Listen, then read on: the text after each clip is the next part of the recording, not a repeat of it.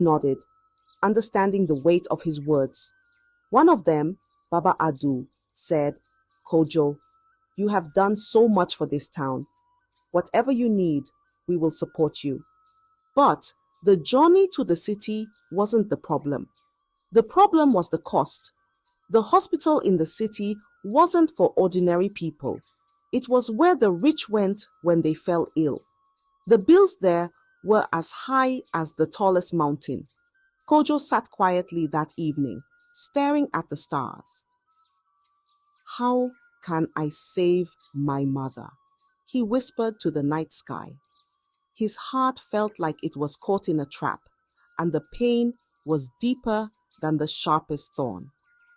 Even as he tried to think of a solution, his mother's faint voice called out from inside the house. Kojo, she said, don't worry about me. You've already done so much for everyone in this town.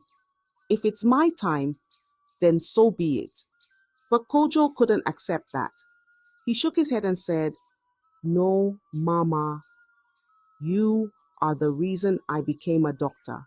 I will not give up on you. And so, Kojo's journey to save his mother began, though he didn't know how steep the road ahead would be. The next morning, Dr. Kojo woke up with a plan. He had to raise the money, no matter what. He started by visiting his closest friends, explaining his mother's condition and asking for help. His friends, who loved Mama Kojo like their own mother, gave what they could, but it wasn't enough.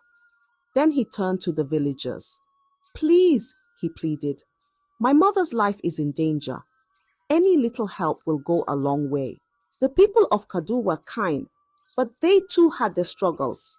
Some gave small amounts, others gave nothing, only offering prayers instead.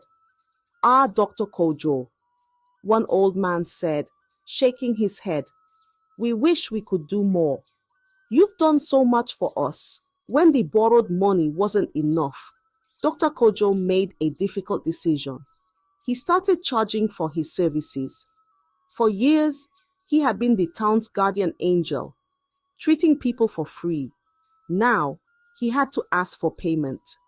I'm sorry, he told the sick and the pregnant, but I need to keep the hospital running.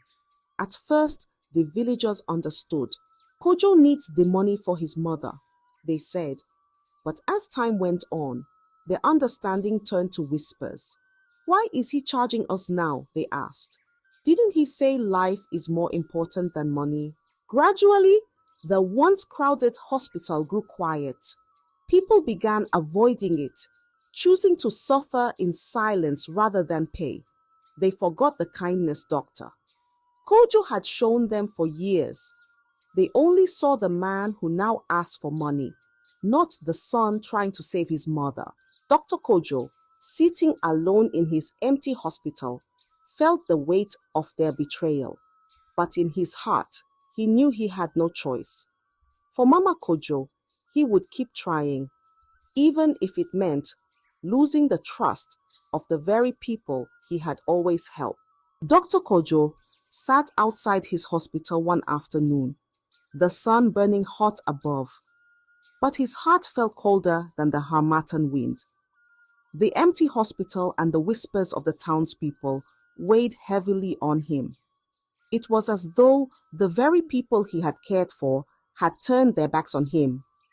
As he stared into the distance, lost in thought, a voice called out, "Kojo, is that you?" He looked up to see Kwame, an old friend from his university days.